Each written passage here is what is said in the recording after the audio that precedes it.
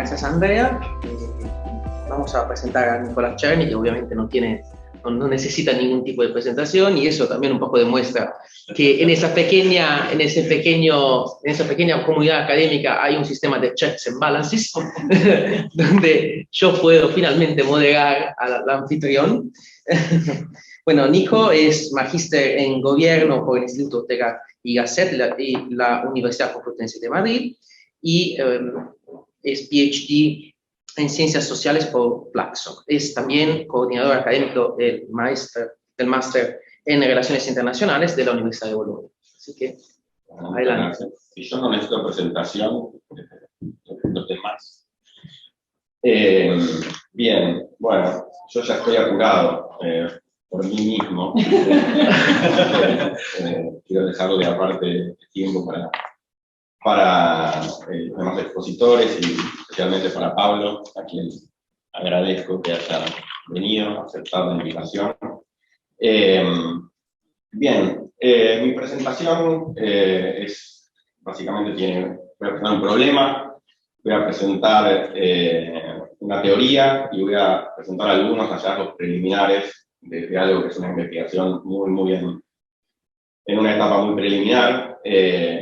Y lo que yo me pregunto es, o la pregunta que me hago, es cómo se explican las decisiones de estabilización de los países, de los gobiernos, para ser más específico, cómo explican las estrategias de estabilización y no estabilización.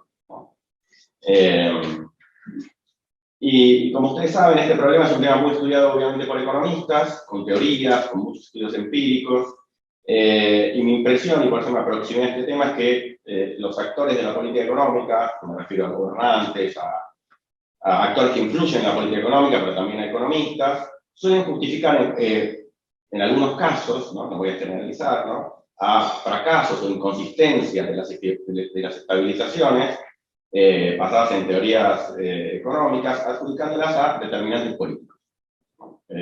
Uno que suele usarse mucho es, por ejemplo, el federalismo, que los gobernadores mantuvieran la potestad para gastar sin obligación de recaudar, o para conseguir apoyo legislativo había que transferir recursos a los gobernadores, o otra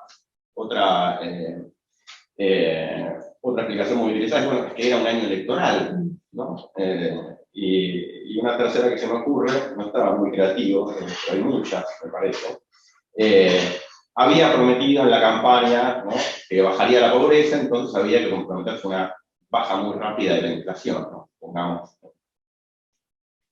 para casos más cercanos. Entonces, bueno, los economistas tienen una variedad de respuestas posibles según los tipos de estabilidad macro, pero no suelen usar en sus modelos variables políticas, con excepciones que también están en esta mesa, Pablo ha escrito un trabajo muy relevante con Martín Rapetti sobre Argentina. Alejandro, de la ciencia política, también ha escrito cosas que tratan de mixar economía y política. En mi opinión no está mal muchas veces agregar variables políticas. Creo que piensan, y tal vez correctamente, que las variables políticas, primero, es muy difícil de meterlas en los modelos. Segundo, hay otras variables que son más relevantes. Entonces, bueno, ustedes saben que al construir modelos siempre se filtra un poco la cantidad de variables, no pueden entrar todas, no pueden haber 1000 variables. Entonces, bueno, muchas veces las variables políticas están afuera, además es difícil. Como van a ver ahora, yo hago un intento que es parcialmente, digamos, que intenta contribuir un poco, pero que tampoco soluciona el problema, porque es muy difícil solucionar. Bien, sigamos. Entonces, las preguntas de la investigación que estoy desarrollando es: ¿qué estrategias elegirán los gobiernos y cuánta dificultad habrá para implementarla frente a una crisis financiera? ¿Qué explica que los gobiernos adopten una estrategia de crisis financiera efectiva o que se mantenga sin resolución a lo largo del tiempo? Y el argumento que voy a presentar sigue bastante una teoría de Stefan Walter, que sostiene que los gobiernos, cuando eligen una estrategia para estabilizar la economía, lo hacen a partir de una evaluación de los costos que cada estrategia tiene para un país bajo un particular contexto económico y político, Obviamente, esta teoría, al igual que otras, simplifica, ¿de qué manera simplifica? Bueno, primero, obviamente, no hay un solo tipo de crisis macroeconómica, puede ser una crisis por alta inflación, hay varios problemas, varias fuentes de inestabilidad de la economía. Esta teoría, la teoría de Walter, trabaja sobre una crisis que es muy frecuente, que es la crisis de balanza de pagos. Segundo lugar, supone que estabilizar implica tomar medidas económicamente costosas y políticamente costosas, y trata de hacerse cargo de ese políticamente costosas, ¿no? Lo cual es muy razonable, y propone, de vuelta acá, simplificando, ¿no? Digo para los economistas mucho, y para tratar de ser breve también, ¿no? Propone dos tipos de estrategias de estabilización costosas, una que es un ajuste interno, basado en la austeridad, las reformas estructurales, es decir, estabilizar vía deflación, o un ajuste externo, que sería estabilizar vía una devaluación, ¿no? Bueno, y se hace la pregunta, ¿qué ajuste elegirán los gobiernos? Y la respuesta que se da es, bueno, adoptarán la respuesta menos costosa para la economía y la política, ¿no? Lo cual, de vuelta estamos en términos muy generales.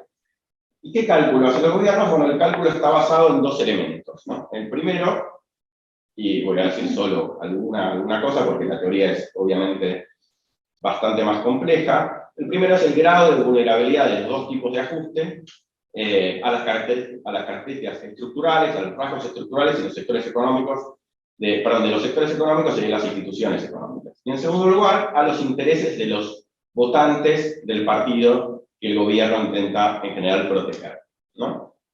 Es decir, las respuestas a las crisis de balance de pagos nunca son solo respuestas económicas, sino que son decisiones tomadas por gobiernos situados en una coyuntura política económica particular, con determinadas ideas, constituencies y constreñimientos. Bien, esto es un poco un resumen de la teoría, ¿no? En la que hay cuatro escenarios, con dos variables, que es el costo del ajuste interno y el costo del ajuste externo, y nos dan cuatro decisiones posibles que puede tomar un gobierno. Es decir, si un gobierno percibe que el costo del ajuste interno es alto y el costo del ajuste externo es bajo, entonces se va a decantar, o la teoría dice que hay más probabilidad de que haga una devaluación, ¿no? En este cuadrante, es decir, el cuadrante 1, el perfil de vulnerabilidad 1, el costo de una devaluación es comparativamente menor al de tomar decisiones de austeridad o reformas estructurales, ¿no? Tiene que elegir entre una cosa u otra. Obviamente no quiere hacer ninguna, ¿no? Primero, o sea, ningún gobierno quiere hacer nada de esto, ¿no? Entonces no es una preferencia por lo que le gustaría hacer el gobierno, sino, bueno, ¿qué va a hacer, qué costo va a elegir tomar según las características de la economía y la política?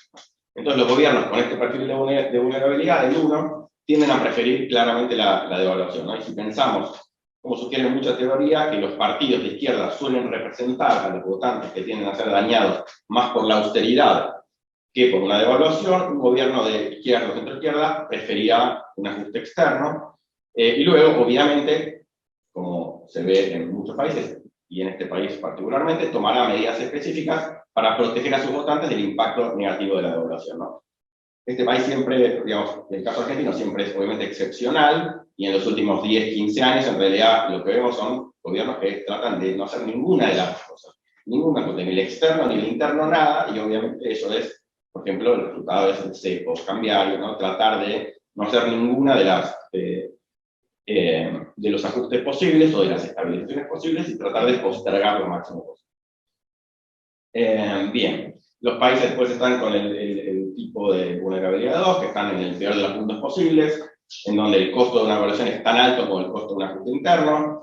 No es que haya países que los puedas ubicar en un solo cuadrante y estén siempre en ese cuadrante, sino que los países pueden variar según el contexto en que estén, y puedan pasar de, en un momento pueden tener que sea de bajo costo hacer un ajuste externo, y en otro momento que sea muy costoso hacer los dos ajustes, ¿no?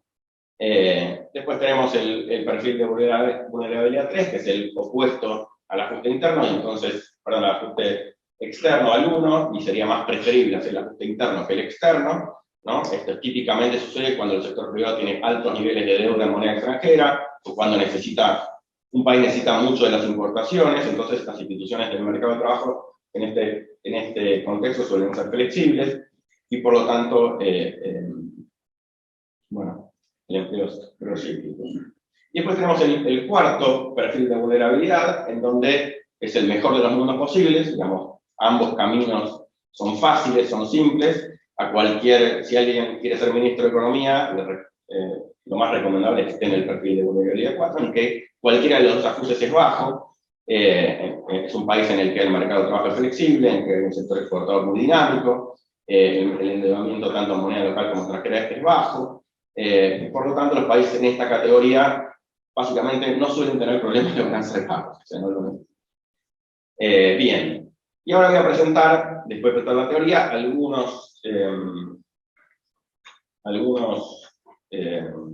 una aplicación que traté de hacer esta teoría a las crisis financieras en América Latina por la crisis de 2008-2009, ¿no? Y ahí analizo Argentina, Ecuador, Chile, Brasil, México y Colombia.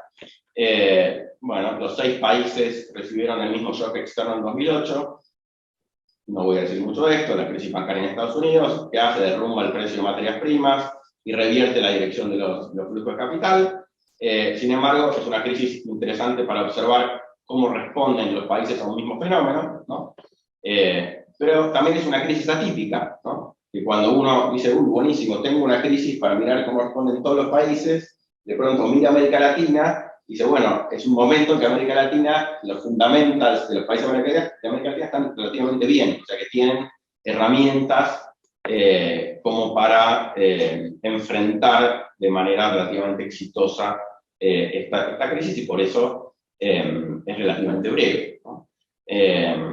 ¿Cuáles son esos fundamentals? Bueno, básicamente términos de intercambio extraordinariamente favorables, dispositivos institucionales de cambio, o sea, tipos de cambio flexibles, y eso les había permitido en los años previos acumular muchas reservas internacionales, un balance de cuenta corriente superavitario previo a la crisis, y gracias a ello, deuda en moneda extranjera en relación con el PBI que se encuentra a niveles administrables, y tal vez lo más importante, una muy rápida recuperación de los precios de los bienes exportables en consonancia con el crecimiento de China, ¿no? Entonces, por un lado, es un buen momento para mirar, por otro lado, no tanto. Sin embargo, pasamos al siguiente, sin embargo, no todas las respuestas fueron iguales, ¿no? Y eso es lo que le gusta encontrar al investigador, ¿no? Las respuestas no fueron iguales, y eso, digamos, es interesante para la investigación. Hay variación, y bueno, lo voy a dividir en 3, como ven ahí hay 3 grupos de países. Empecemos con los casos que están en el cuadrante número 1, México, Brasil y Colombia. Bueno, para enfrentar la salida de flujos de capital y la caída de precios de exportaciones, Brasil, Colombia y México, que hacen devalúan entre un 40 y un 50%, y ya termino, en el tercer trimestre de 2008 y el primero de 2009.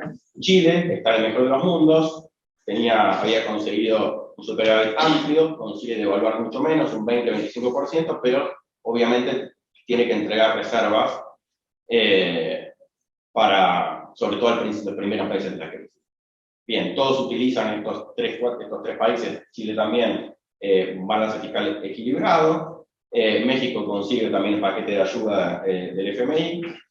¿Qué pasó con Argentina? Bueno, el gobierno argentino fue más temeroso de los efectos de una devaluación que estos otros 3 países. No deja de deslizar la moneda, pero hace la mitad que Brasil, México y Colombia. No el 45-50%, sino un 20-25%.